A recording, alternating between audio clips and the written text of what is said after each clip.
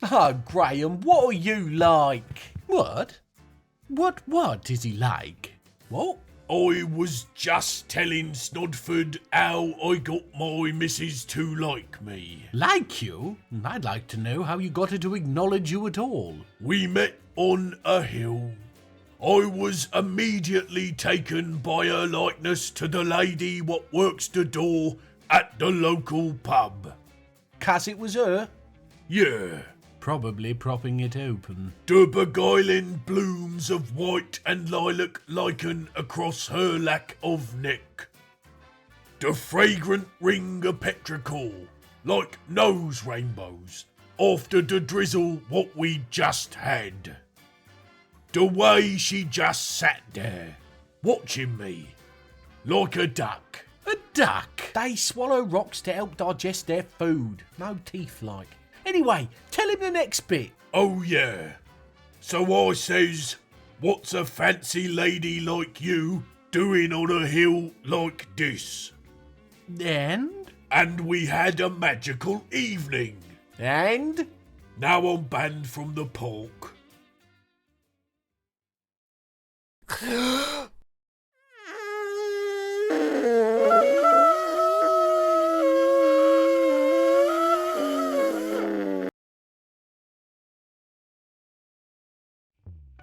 Kutam Iluno Dizuamid.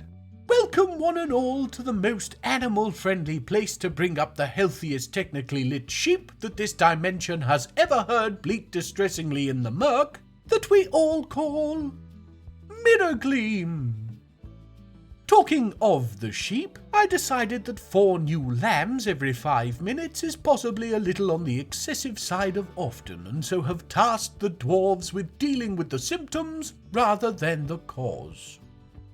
Well, it was hardly a choice. Our old rams are all string and gristle, and nothing compares to lamb chops. Now, did I have to keep this particular piece of recording for the introduction? Long-time watchers know the answer to this. I don't do second takes. Besides, I have it on good authority that lambs don't feel a thing. Or is that fish? Ah, well. Moving on, and here you can see the dwarves have begun filling in the hole above the big circle, as I said they would have to last episode. This dangerous task is made even more so by the sheer number of them suffering with cavern sickness. Would that this were the only issue, but sadly, it's not. With what I had planned for the big circle, I mentioned I would need the water in what would be the reservoir to be a little more sloshy than it wants to be now it has been opened to the sky. The issue stems from what the game considers to be subterranean and what overground. In essence, once you take the lid off the box, you unleash the collectible charm bracelets, and no amount of building above can save your wallet from the frivolous pointlessness of it all. By which I mean, now the reservoir bottom is considered overground and no longer benefits from the subterranean temperatures to keep our water vulnerable to buckets. Add to that the strange interaction that this has with the rules for building by the map border, and we've got a big headache. Namely, mine. But never fear. Dwarf Fortress can always add to that. Here we see a feathery smear that used to be 1/6 of a Kia attack. Luckily dealt with swiftly by one of our backup miners, Aban Shot-Aged. Took a bruise to the right arm, but otherwise is absolutely fine. Yes, he's a solid little dwarf. Oh, what's this? Uneasy after a lack of decent meals for too long. Well, that's ridiculous. I know for a fact that we have an abundance of the best prepared meals that prepared meals can buy. Though I must say I had noticed a lot of the dwarves munching down quick snacks of whatever wibbly-wobbly purple things they can grab from the butchered meat stockpile near the sheep. Maybe we're working them too hard. Yes, this is a joint venture. Oh look, Domas dealt with another Kia, and nary a scratch on him. And it begins. The steady stream of stolid little strangers stamping the sticking snow from their stompers amid the stone stalagmites of Mirrorgleam. I am talking, of course, of migrants. And two of the fresher faced of our fresh faces are Avaz and Monom. Avaz Fountain Ears is a 7-year-old who recovers slowly from the ear infections he should probably have grown out of by now, and is fascinated by doors. He's a sweet boy, slow to anger and merciful, values nature and good with language. I see him either as a replacement for Alath Glacier Cloisters, who trains animals about as frequently as I spontaneously combust, or as a librarian, if and when I ever get around to setting a library up. Then there's his sister, Monom Gemstrapped, a 5-year-old who values tranquility, so a bloody unicorn as far as I'm concerned. She's taken a liking to one specific bismuth bronze mini-forge and has been happily playing nearby the weaponsmithing guild. So I don't think it takes a genius to figure out what I'm hopeful for here. Moving on again, and you can just about see the issue I was talking about with map edges. Just here there's a somewhat clear end to the building designations in our reservoir cork. And that is because that now the bottom of the reservoir is seen as the top, the game will no longer allow me to build here for fear of blocking map edge spawns. I don't know how the dwarves perceive this. Maybe it's really windy. Regardless, I can easily amend my above-ground plans to account for the map edge. The true issue is none of this counting because our subterranean tiles below are no longer. I'll reinstall grab my long dribbly candles and summoning chalk from my demonic airing cupboard on the landing and see what can be done. Before we get to all of that, new migrants means we can replace Domas and Lorbam in the military. So here we can see Edem, Datan, Sarvesh, Rakust and Zolban, all training together in the new and improved barracks beside the sheep pit, with the squad dormitory attached to the north. Neither Domas nor Lorbam were having a good time of being warriors anymore, and with our caverns being stalked by a webby beast, I didn't want any of our fighting faces to be ones we recognized. So, actually, forget their names. These 5 are the Golden Locks: curly, frizzy, short, morning, and hat. With a little training and less armor, they should be ready to face the caverns in no time.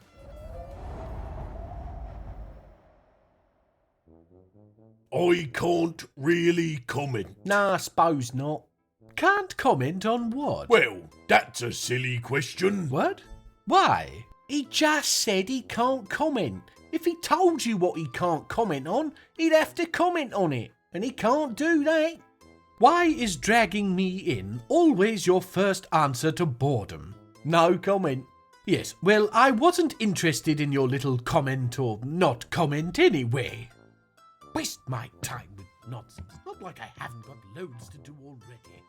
That was fun and all, but I still can't comment. Yeah. Should have got the new Wi-Fi password from him first, really.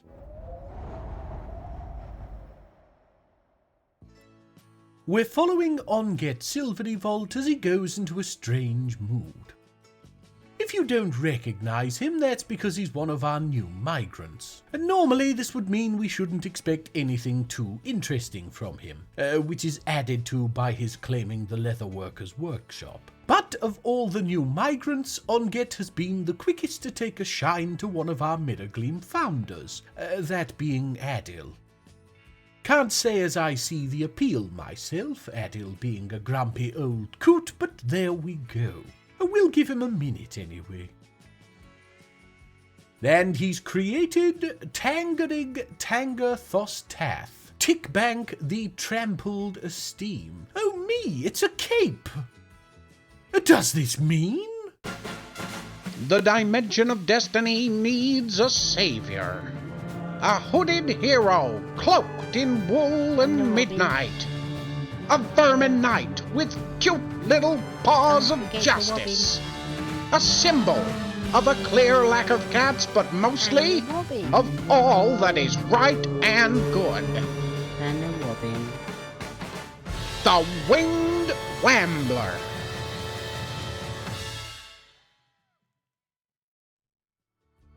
Well, blow me down. I was wrong about Adil. It would seem he has taken a young, ward in the form of Onget, and the Wobbin now stands for justice alongside the Winged Wambler.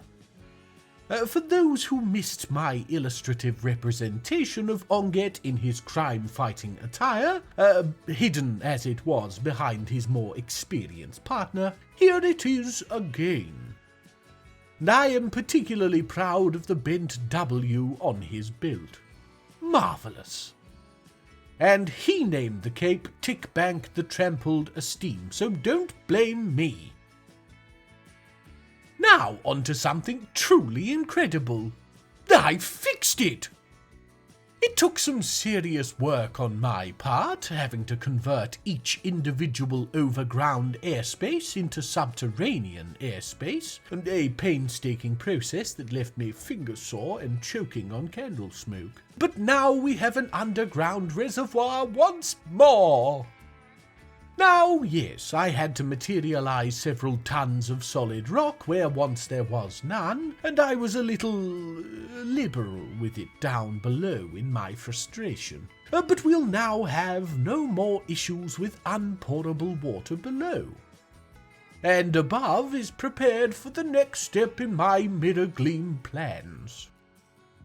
For those who are interested, it would appear it's something to do with ray tracing from the sky flicking a switch. Once the switch has been flicked, the space is just always considered overground. So if you ever find yourself wanting to replicate what I've done here, just make sure you cover over your floor plug with solid blocks before you let it drop. Or build a fortress in a warm biome. Do what you want, I'm not your nan. And it's new migrants again. Just a couple this time, we're pretty close to the new cap now. There's Erdim Lanternblot, a talented siege engineer with some experience as a Marks dwarf.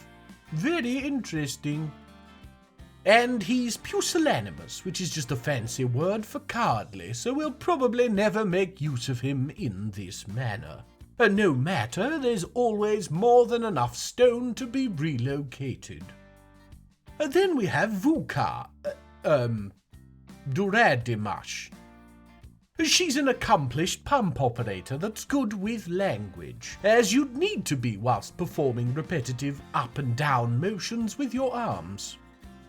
She values competition, so I guess we know who will be heading up our future lie-making tournaments, provided she isn't too frail to perform. A fantastic asset to our fortress anyway. Welcome, Vuka! How on my dimension of destiny I got through that, I don't know. What are you trying to do to me, Dwarf Fortress? Mind me! Oh, now here's something lovely. In our last trade with the mountain home, I was able to procure a female for our sweet Idar too, and she's born her first puppy. This cute little bundle of joy is the beginning of what I hope will be a supplement to the golden locks. More bodies to throw into the meat grinder that are the stalking grounds of Unu. Though, in all honesty, things have been quiet on the cavern front. But yes, no name for the little beast, and no sense in getting attached after all. But still, it's lovely to see. It's too bad we're all out of sticks for him to chase, but with the fear of Unu... No. Do you know what? It's been a handful of months. I'd say our warriors have had more than enough time to prepare themselves for an early retirement. It's time to fill the stockpile again. The warriors and woodcutters are trickling down, and so far no sign of any troglodytes. That was my first worry. Every other time I've opened the caverns, we've had a pack of the knobbly-headed sods make a beeline for our stairs. And the trees begin to fall. Mushroom trees, but still they're somehow woody enough to work. Still no cavern response, but we didn't get ourselves an awful lot of wood yet either, so we'll have to delve deeper, and that always goes bad for dwarves. The golden locks move up, and close behind them are the woodcutters. The trees are falling, and the fort layabouts start paying their way, ferrying logs back to the stockpile to power our metal industry once more. And with a complete lack of retaliation from the caverns, we'll close the drawbridge and rejoice at our fine fungus fuel source. Fantastic job, dwarves!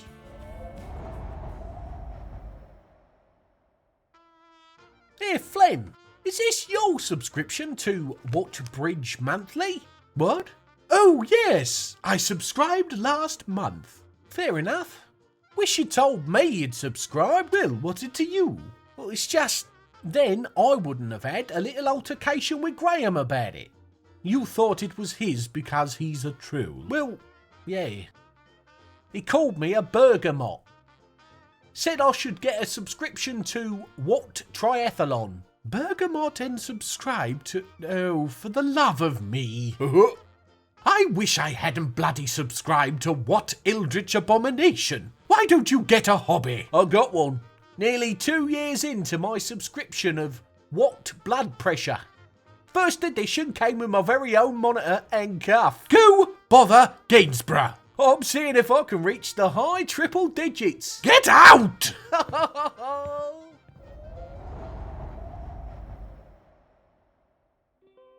It's that time of year again. Melville is here. And I haven't got the game paused. I think she's just out here tying her shoelaces. Ah, there we go. As usual, however, we aren't as happy to see Melville as we are to see the traders' wagons, which we can't really get to until we've dealt with Melville, so let's get to. She says there's information to share, but it's just our Queen Law sending more warriors to the elves, so we can skip it. And despite the full stockpile of wood we have right now, we shall be requesting more. Honestly, Melville, as much as Canyon Humor can spare, please. In thanks, we'll provide you with all the... trousers you desire. Nous échange, Melville. And now for the traders. We'll be buying wood and fish and whatever else that takes our fancy because, again, prepared meals are still OP. Oh, and just maybe something for Yorist's throne. Really do have to stop procrastinating on that. Now, how wonderful is this? Our newest little migrant, Monom, has gone into a strange mood.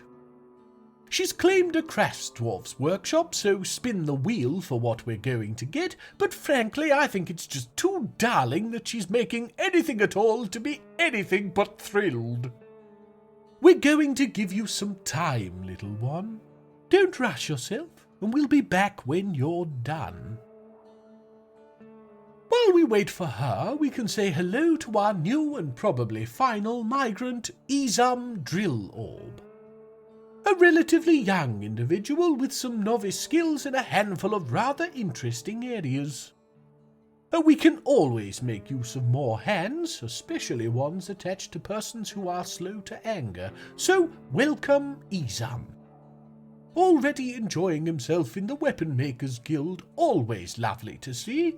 And now, off to get something to eat perhaps, or... Oh, Monom is already done. That bodes ill. Gusgas het vath. Stoked scandals. A highly political statue regarding the appointment of Lord Hollowanvils, our queen, to the position of general and queen, and the creation of Mirrorgleam thereafter. Oh dear. It would seem our little hideaway in the snow has become something of a symbol of anti-monarchist sentiments in the mountain home.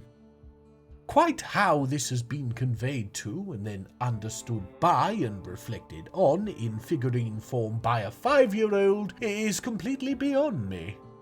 Oh, that's how. Thank you, Monom. And that's going to do it for another episode. Now that the main issues with the reservoir have been overcome, I can focus on getting over the next hump, which is making our secondary reservoir big enough to actually fill the main one before all the water evaporates. I am really rather bad at all this.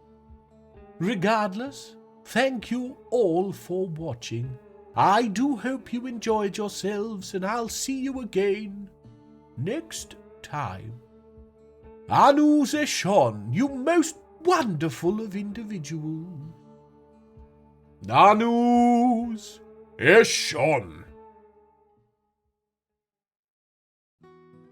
Do you think we said like, comment and subscribe enough? They'd have to be pretty daft to not have noticed. Oh, damn. Yeah, well, at least they'll have a reason to rewatch now.